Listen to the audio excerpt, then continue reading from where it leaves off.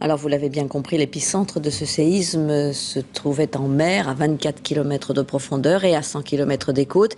Et le tremblement de terre a donc provoqué un tsunami, notamment dans cette région de Sendai. Un bateau avec une centaine de personnes à son bord a été emporté. Tout a été en fait englouti, on vient de le voir sur ces images, au passage de la vague. C'est ce que nous explique à nouveau Jessica Lederman. Une vague que rien ne peut arrêter. L'eau avance et s'engouffre dans les terres sur des kilomètres à une vitesse impressionnante.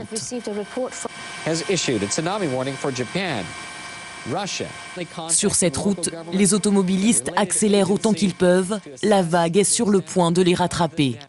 La région de Sendai, au nord-est du Japon, est balayée par la force du courant. Les maisons ne résistent pas à la puissance de l'eau. Voitures, camions et bateaux sont eux aussi emportés par les flots. Un torrent de boue qui ravage tout sur son passage. Les barrages cèdent. Cette route résiste quelques instants avant d'être submergée, détruite. L'eau se déverse dans les champs et avec elle, débris et carcasses. Des serres noyées à perte de vue. Un chaos duquel s'échappent des colonnes de fumée. Les maisons incendiées par le tremblement de terre sont elles aussi charriées par le courant. En mer, des tourbillons comme des cyclones qui laissent peu de chance aux bateaux dans leur sillage. Lui est pris au piège. Plusieurs navires auraient été emportés. Les vagues progressent depuis l'épicentre du séisme à une centaine de kilomètres des côtes.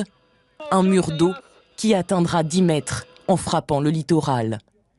Les routes sont immergées, tout comme l'aéroport de Sendai. Ces images ont été filmées par les caméras de surveillance. En quelques minutes, l'eau recouvre les pistes désertes qui ont été évacuées. Les employés se réfugient sur les toits ou dans les tours de contrôle. Ils assistent impuissants à ces scènes de chaos. Impuissants également, ces habitants après le passage de la vague. Prisonniers, ils appellent à l'aide en agitant des draps à leurs fenêtres.